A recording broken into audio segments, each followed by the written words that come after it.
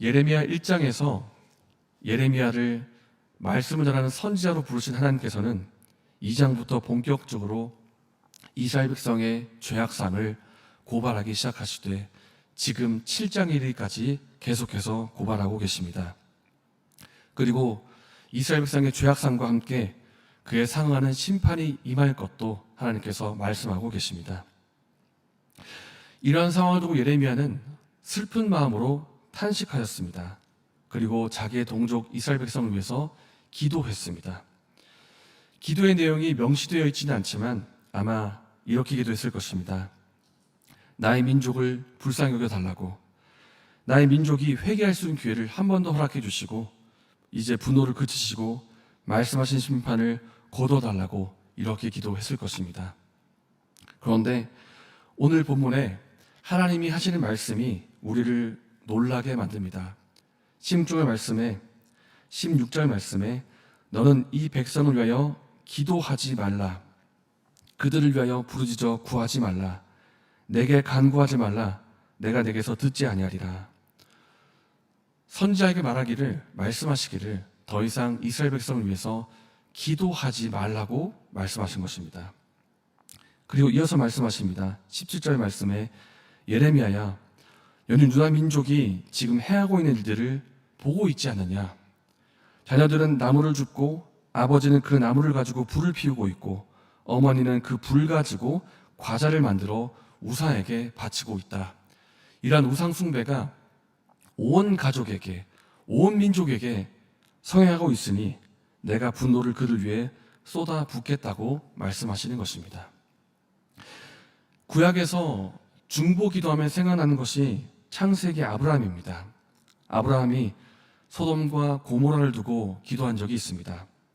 그 당시에 소돔과 고모라의 죄가 가득했고 하나님께서는 그 죄악을 보시고 심판하시기로 결정을 하셨습니다.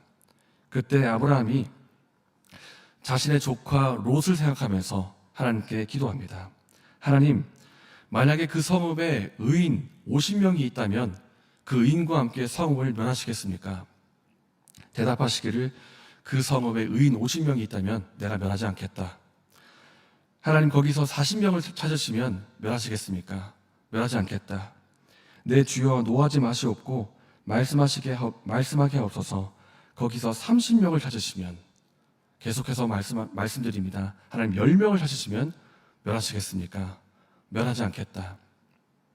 이렇게 아브라함은 소돔과 고모라가 멸망하지 않았으면 하는 마음에서 하나님께 간구, 기도를 드렸고 하나님 그 기도를 들으시고 그 땅에 10명의 의인이 있다면 멸하지 않겠다는 대답을 하셨습니다. 말하자면 하나님께서 아브라함의 중보 기도를 들으신 것입니다. 예레미야는 어떻게 기도했는지 정확히 알 수 없지만 분명히 자기 민족 이스라엘 백성을 위해서 기도하였습니다.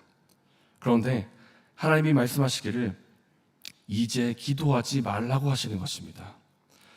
이들을 심판하기로 정하신 그 뜻을 그대로 시행하기로 하나님께서 완전히 마침표를 찍으신 것입니다. 이렇게 이스라엘 백성이 심판을 받게 된 이유는 그들이 듣지 않기 때문입니다. 새벽부터 부지런히 말하여도 그 하나님 말씀을 듣지를 않고 불러도 대답하지 않았기 때문입니다. 왜 듣지 않고 왜 대답하지 않을까요? 자신의 욕망과 탐욕을 따라서 이방신과 우상에 온 마음이 쏠려 있기 때문입니다. 우리가 이럴 때 있죠. 한 가지에 몰두하고 있는 나머지 한창 집중하고 있기 때문에 옆에서 말을 걸거나 불러도 들리지 않아서 대답하지 못하는 경우가 있습니다. 그리고 때로는 듣기는 들어도 마음이 딴 데가 있기 때문에 실제로는 듣지 않는 경우가 있습니다. 이스라엘 백성이 그랬습니다. 그런데 그 온 마음이 그냥 일반적인 다른 것이 아니라 하나님이 아니라 우상에 쏠려 있기 때문에 하나님 말씀을 듣지를 못하고 있습니다. 말해도 듣지 않고 외쳐도 대답을 안 하니 이제 남은 것은 심판밖에 없습니다. 그래서 예레미야에게 말씀하시기를 예레미야야, 이제 기도하지 마라. 저 듣지 않는 민족에게는 심판밖에 없다. 하나님께서 이렇게 말씀하시는 것입니다.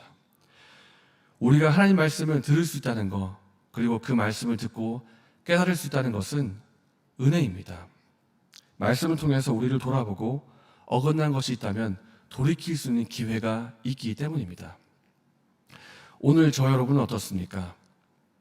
나는 하나님 말씀을 듣고 있습니까? 그리고 그 말씀을 깨달아서 순종하고 있습니까? 만약에 우리의 마음이 하나님이 아니라 다른 것에 쏠려 있다면, 다른 것에 몰두해 있다면 몰두해 있는 나머지 하나님 말씀이 들리지 않을 것입니다. 만약에 우리가 최근에 말씀이 들리지 않는다면 그 마음을 하나님께로 다시 돌이키기를 원합니다. 말씀을 들을 수 있는 것이 은혜이고 말씀을 깨달아 순종할 수 있는 것이 은혜입니다. 우리가 듣고자 귀를 기울여야 하고 동시에 근본적으로 하나님의 은혜가 있어야 들을 수가 있고 깨달아 순종할 수가 있습니다. 말씀을 듣고 깨달아 순종하는 은혜가 저와 여러분에게 있기를 바랍니다. 이 시간 말씀을 생각하며 기도하겠습니다. 하나님 아버지, 우리의 마음이 하나님을 향할 수 있도록 도와주시옵소서. 하나님께서 말씀하실 때 그 말씀을 들을 수 있도록 듣는 귀를 주시옵소서. 그리고 말씀을 깨달아 순종할 수 있는 은혜를 우리에게 베풀어 주시옵소서. 이렇게 기도하시고 또 내일과 주일에 있을 초등부, 사랑부, 여름 성경학교를 위해서 기도해 주시고 또 개인적인 제목으로 기도하신 후에 자유롭게 돌아가시겠습니다.